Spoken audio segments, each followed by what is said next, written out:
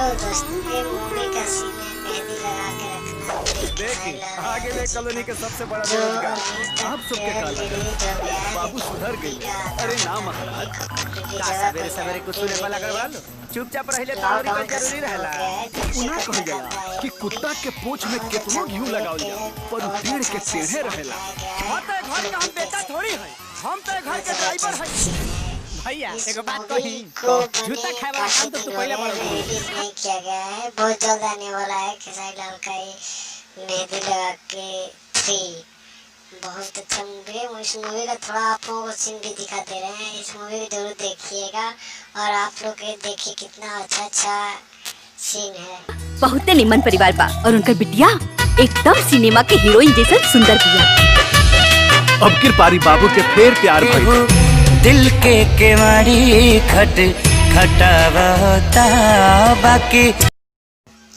और इस मूवी में काजल राघवानी जी को नहीं लिया गया है, बहुत अच्छी बात है। इस मूवी में हर एक मूवी खेसारी लाल की जो आ रही थी काजल राघवानी जी के साथ आ रही थी, इस मूवी में काजल राघवानी जी नहीं है। और इस मूवी का ट्रेलर आप लोग देखेंगे तो बहुत दिल खुश हो जाएगा।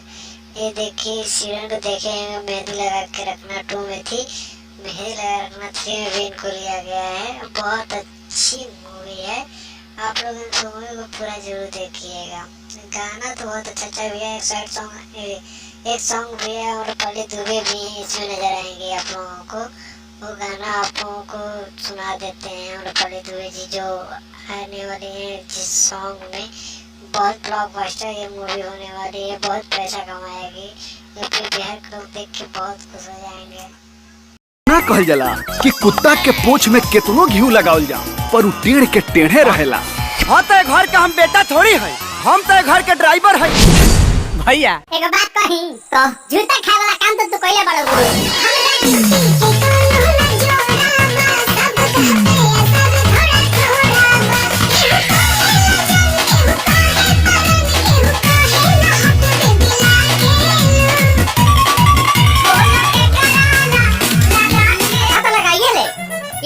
कौवा के खेला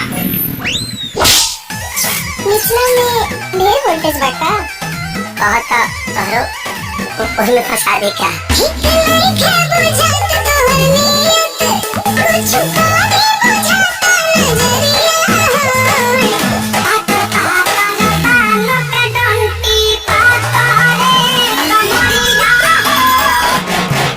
और बाबू के क्या पता है कि जब इनके मोहब्बत के गाड़ी अपन रफ्तार पकड़ी तब तक पटरी उखड़ जाए। बड़ा मुश्किल से वो पढ़ल लिखल लड़की मिलल बिया। ऐसे पहले कि उनका मन बदले मम्मी तय कर देनी। राजा के मम्मी हो गई बा।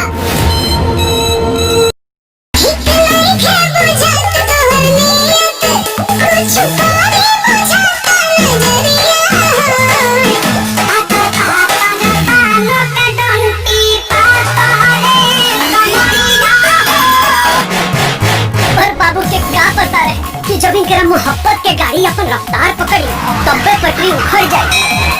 बड़ा मुश्किल से वो पढ़ल लिखल लड़की मिलल बिया।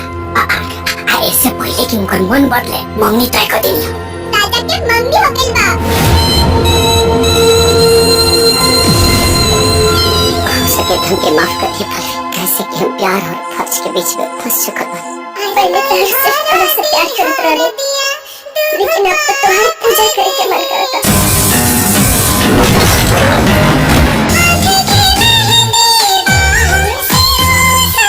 जरूरी तो नहीं कि सबके राधा वाला ही प्यार मिले, शायद हमरा भाग्य में मेरा वाला प्यार लिखल बा।